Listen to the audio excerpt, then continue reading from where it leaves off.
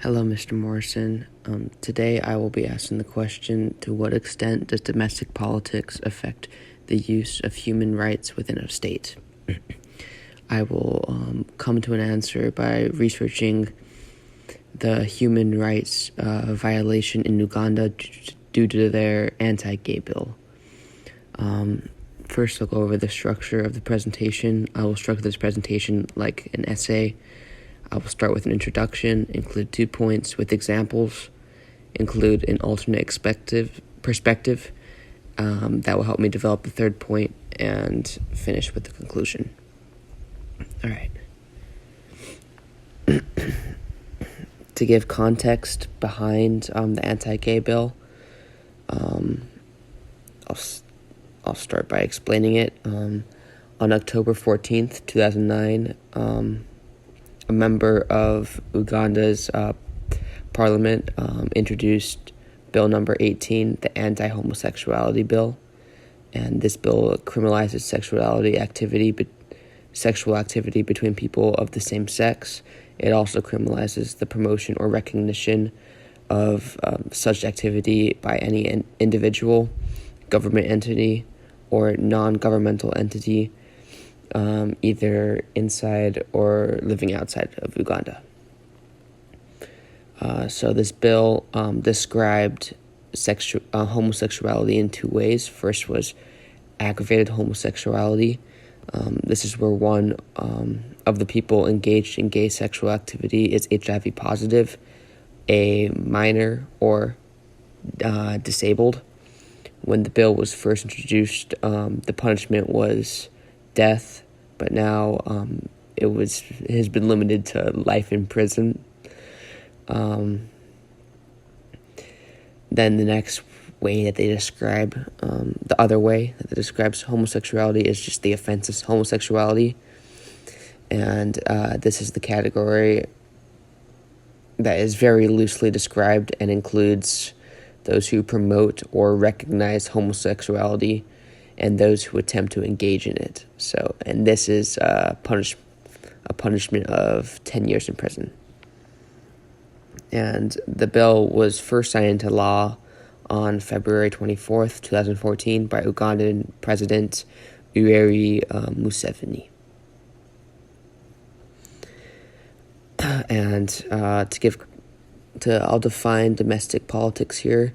Domestic politics are political activities, events, and situations that happen within one particular country or state. So hence I will look at how politics within a state affect the distribution of human rights within that state. All right. My first point is that political leaders will adjust their beliefs and values to match the beliefs and values of the majority. Museveni, is no exception. At the time of Museveni's election in 1985, according to the census, 99% of Ugandan citizens were affiliated with a religion, and 80% were Christian. Museveni's whole campaign revolved and to this day still revolves around Christianity. He went on a political tour once, encouraging religious leaders to teach more Ugandan youth how to pray. But according to Robert Kuluba, a man with a PhD in religious studies and philosophy, Museveni does not attend church or identify with any Christian denomination in the country.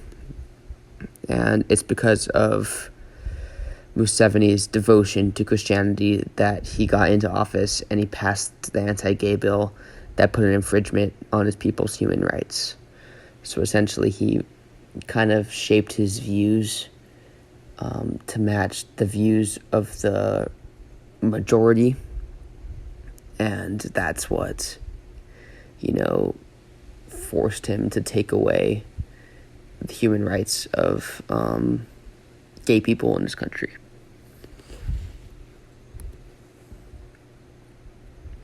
My next point is that as society progresses, what once were the views of the minority, in time could gain popularity and slowly become the views of the majority, if that makes sense. This causes political leaders to crack down on the rising of the minority, using their power to somewhat drown them out. Now, if you want to give context, flash forward to January of 2001, Uganda's election, and Museveni's campaign for a sixth term in a row. Bobi Wine, Museveni's opponent, who is a 38-year-old singer turned lawmaker, rallied young Ugandans behind his call for political change. This campaign, however, was marked by a deadly crackdown by security forces on Wine and other opposition candidates as well, and their supporters. So furthermore, Uganda had a national internet shutdown the day before the election. Here's a quote: "It further exposes how dictatorial the Museveni regime is," said Wine, who campaigned to end widespread corruption. He also said, it's a mockery of democracy. It was the sudden uproar of the increasing minority that caused Museveni to utilize his power to limit people's freedom of thought and opinion. And yes, this is a human rights violation.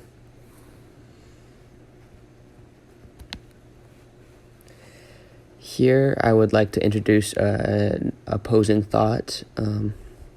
This is the thought that a state would try to become more progressive to increase the legitimacy of their state through the lens of a more progressive state, kind of like the United States, to create a closer economic link, I guess you can call it, to that country. However, this isn't as simple as it sounds, and it's not the case.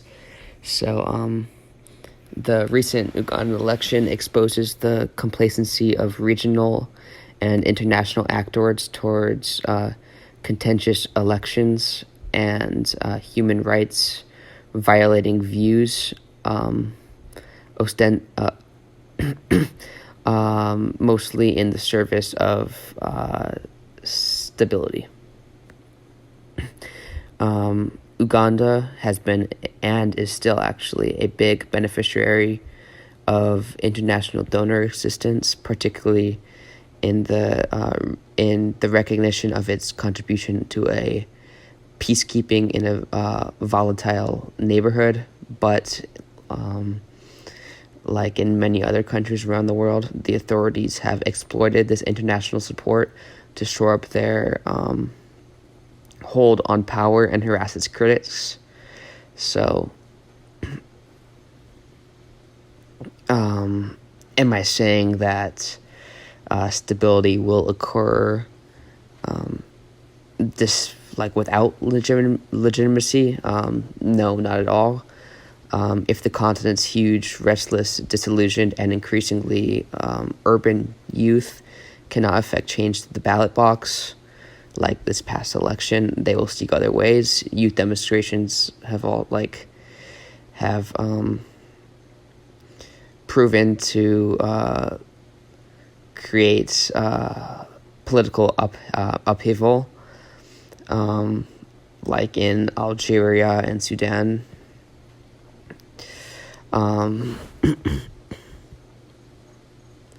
So, here to conclude, I will now present my thesis. Yes, from looking at human rights violations that occurred in Uganda, it is evident that domestic politics greatly influences the distribution of human rights within a state. The event in Uganda specifically demonstrated ways how it could be effective negatively. Thank you.